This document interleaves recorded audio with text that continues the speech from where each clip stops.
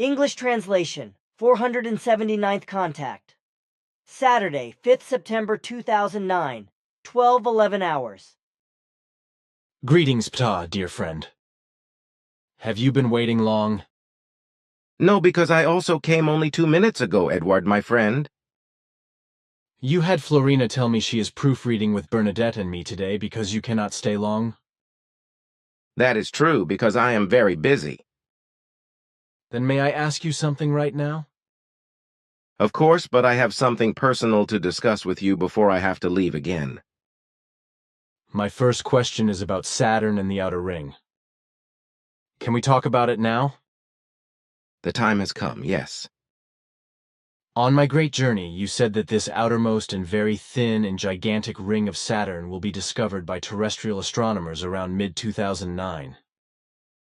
However, I have not yet heard or read anything about it, so astronomers have probably still not discovered it, even though it has a gigantic diameter of about 30 million kilometers.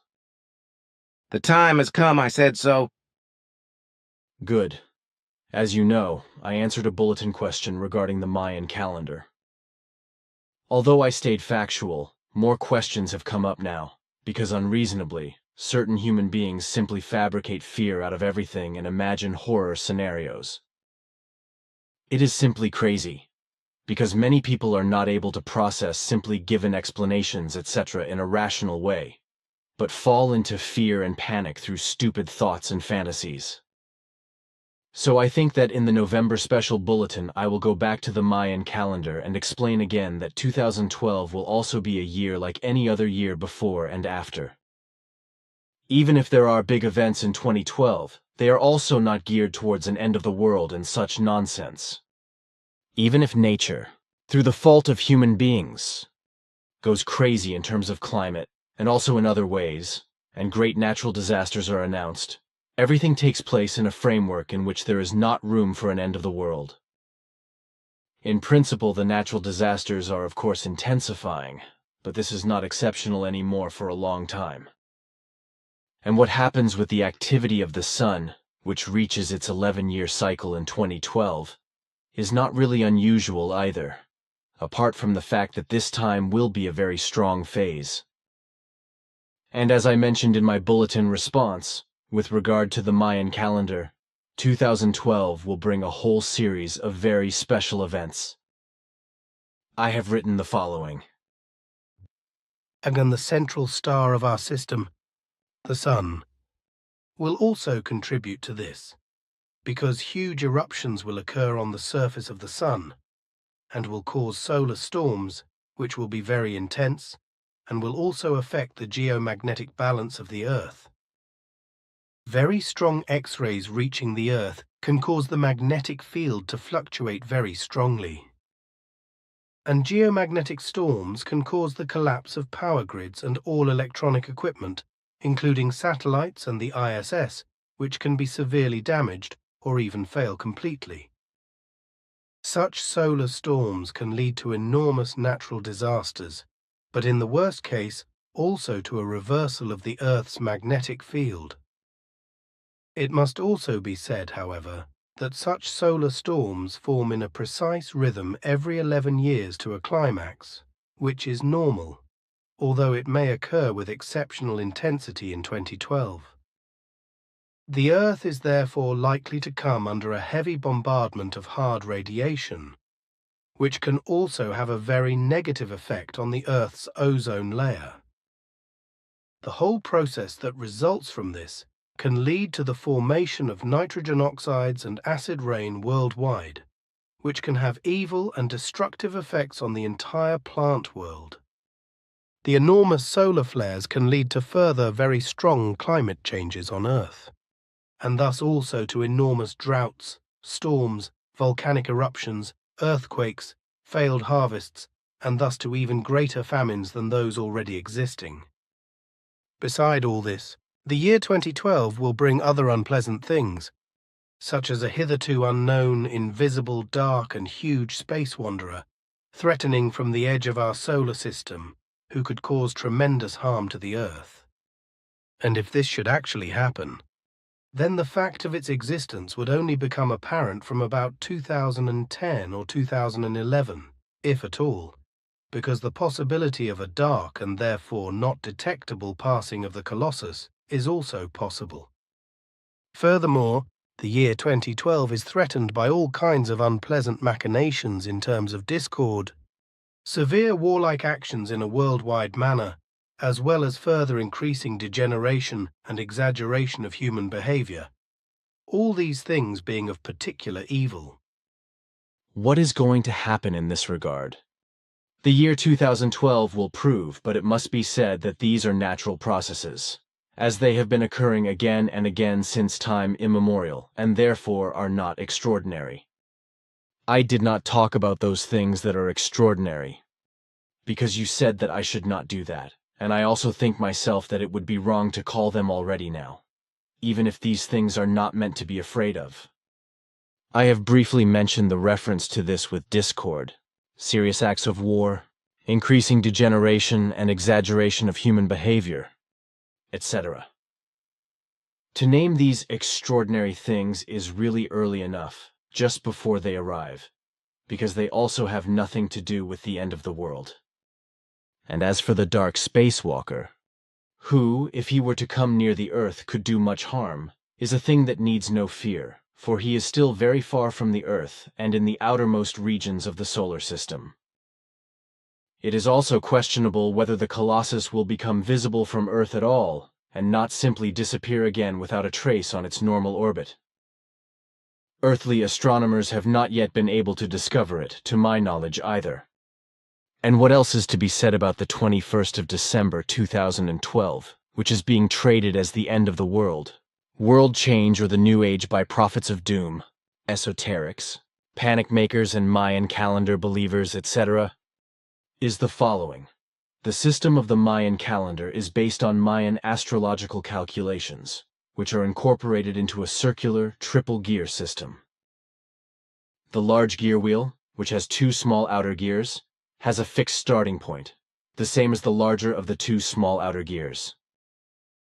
When these fixed points meet again, which will be the case on the 21st of December 2012, the old calendar is finished, and a new calendar begins by turning the calendar respectively, the calendar gears. The Mayan calendar respectively, the Mayan chronology, comprises a very long period of several thousand years. Not as long as the modern calendars, which are usually designed for only 1 year, starting with the 1st of January and ending with the 31st of December. The Mayan calendar is based on advanced mathematical and astronomical knowledge. There should be no need to write anything new about it again if you use what you have just explained for a corresponding explanation in the special bulletin you mentioned. If you think, then okay. Then I would like to ask you about my promise today, which I made to your father Svath, that until the appropriate time I will keep silent about my journey with him to the secret Himalayan place of Chang Shambhala, and the purpose of the Jade Tower at its center, and the Dorje, the Golden Scepter, and the human beings there, etc. Has the time come for me now to report openly on this? No, the time is still far away, far beyond your lifetime, so the secret will be kept for a very long time, and that is good. Understood. Then something else. In the past, in psychiatry, so-called electroshock therapy was used and then abolished. Nowadays, they are trying to reintroduce this method as so-called electroconvulsive therapy or electroconvulsive therapy. What I have seen is not more than a grilling of the brain, and that it can be used to stimulate the growth of nerve cells is completely absurd, as your daughter Simya Se once told me. This actually corresponds to what you say, because what is called nerve cell growth does not correspond to growth, but only to an artificial stretching of the same by electrical energy. But this does not lead to healing, which is why these electric shocks are completely nonsensical and can even have counterproductive effects. Straight answer, thank you. What about important predictions? What are the results of earthquakes, seaquakes, and other extraordinary events? Light earthquakes occur as usual all around the Earth, so also in Switzerland and Europe in general, as well as in many other countries, but this is normal, so they probably don't have to be mentioned. On the 13th of September, however, there is an extraordinary quake that shakes the whole state of Venezuela, although the strength of the quake will only be 6.5. After that, there will be another quake with a magnitude of 6.4 on the island of Bali, although it is important to note that in Indonesia, earth and sea quakes occur again and again. After Bali, the state of Bhutan will be hit by an earthquake with a magnitude of 6.3, causing deaths, but also destruction of monasteries and schools, etc. The next extraordinary event will be the first time that a Swiss-made satellite will be launched from India into orbit around the Earth. This while in Australia, an unusually violent sandstorm is stirring up huge red dust clouds, enveloping large areas and also the city of Sydney in a red veil of dust. Then a series of earthquakes follows. First, a severe seaquake of magnitude 8.3 in the South Pacific, which creates a four-part tsunami that penetrates far into the interior of several Samoa Islands, etc., killing a large number of human lives and causing great destruction, razing entire villages to the ground. Only shortly afterwards, another severe seaquake of magnitude 7.9 occurs in Indonesia, near Sumatra, followed hours later by another severe quake in the same area. All these quakes will kill thousands of human beings and cause great destruction. The first seaquake near Sumatra will be followed by an earthquake in Peru, which will have a magnitude of 6.3. Then, the area of Florida in the USA will also be shaken by an earthquake with a magnitude of 5.6, followed by another seaquake with a magnitude of 6.6 in the South Pacific near Tonga, and then a stronger earthquake in Indonesia with a magnitude of 6.1 in West Papua. And this in addition to all the normal earth and sea quakes that occur daily around the world.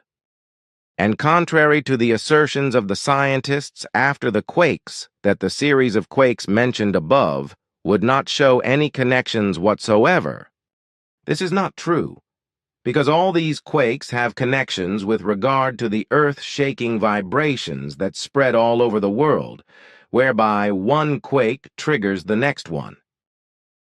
Such consequences, and direct ones at that, occur in the quakes from the South Pacific to the Samoa Islands and Sumatra in Indonesia and near Tonga. The earthquakes in Peru and Florida are similar, but only indirectly related to the worldwide earthquake oscillations caused by the Pacific seaquakes. When all these quakes have subsided, a new series of seaquakes will occur in the South Pacific about a week later. First, a seaquake of magnitude 6.7 south of the Philippines, then new seaquakes between the Solomon Islands and Vanuatu, about 270 kilometers from the coasts. The first quakes are the strongest and have a magnitude of 7.8 and 7.7 on the Richter scale, followed by a series of aftershocks of 7.0 magnitude. There is also something extraordinary about the U.S. President Barack Obama, because he will destroy the nonsensical and confused plans of the previous president and warmonger Bush regarding the planned Northeast European missile defense system and annul the whole thing. Then it follows that an important resolution will be passed at the UN Security Council. A resolution which is aimed at the dismantling of nuclear weapons and which goes back to the first efforts of U.S. President Barack Obama in this regard. An act that will be welcomed not only by Russia, but also by various other states. He will be the first president on Earth to act sensibly in this regard and will also receive the Nobel Peace Prize for this. This, however, is not appreciated around the world as it is of correctness. But politicians and journalists, etc., make stupid speeches against Barack Obama and foist it on him that he has to earn the award in the future. but which achievement he achieves just by the fact that for the first time a dismantling of the missile defense system and nuclear weapons comes into international state conversations. This will not be recognized and understood by the stupidity of those who, in their selfishness and arrogance, do not know how to appreciate Obama's achievement. The next great act of an extraordinary event will take place on the 21st to 22nd of September, when for the first time a head of state of Russia, President Medvedev, can be welcomed to Switzerland for a state visit. Yes, landslides and thunderstorms and hellish storms are not to be mentioned anymore, because they have become commonplace. Yes, you also reported on this in the 1950s and warned governments worldwide as well as various world organizations and many media, such as radio stations, journals, and newspapers. Had you been listened to then, as well as later, a great deal of evil could have been prevented. Unfortunately, however, in every single case of your educational efforts and your warnings, you were only laughed at, insulted as a nutcase, or simply disregarded, as is also the case today. Today, however, others are coming out into the open and are also making their way into governments to discuss all the problems that you openly addressed decades ago and about which you issued warnings. But furthermore, the problems are not taken seriously as they should be. Generally speaking, only nonsense is decided upon, from which no success is to be expected. And on the other hand, what I find very alarming is that today people are rising up and coming out into the public eye who can only do this because they have rank and name and can make themselves great, while all your decades of efforts are completely ignored and kept quiet. This, even though you are the one who has basically pointed out all the problems that have been spreading worldwide for years now, causing gigantic destruction and costing countless human lives. That does not bother me. And in other ways, I think it is good that everything is now being talked about at all, even if all the luminaries who make big words only talk and decide nonsense and do not want to admit the real reason for the whole of the worldwide natural disasters, or are too stupid to recognize the reality and its truth, which lies in the overpopulation, which is also constantly growing. This corresponds to what is real. I would like you to publish what you just said in a bulletin. I can do that. One question. The Ayers Rock, respectively Uluru in Australia, the Red Rock Giant, do you know its origin? Some crazy phantoms claim that it comes from the world space. But I can't imagine that, because if the Colossus had fallen from the sky, a huge crater would have had to be created. As far as I know, it is about 3 kilometers long, 2 kilometers wide, and 869 meters high, so at least that's what I read recently. Also that it is the oldest mountain on Earth. That the Uluru is the oldest mountain of the Earth, that is of correctness, but it does not have its origin in the world space, but in the place where it has been since primeval times. At its first time of origin, the place was a primeval sea in which boulder debris and sand accumulated in a depression, whereby this material condensed and finally petrified together. So the origin, respectively, the emergence of Ayers Rock, is based on enormous compressed petrified masses and material that remained as a mountain when the sea dried up and eroded everything around it. So it is true what I have read. Thanks for the explanation.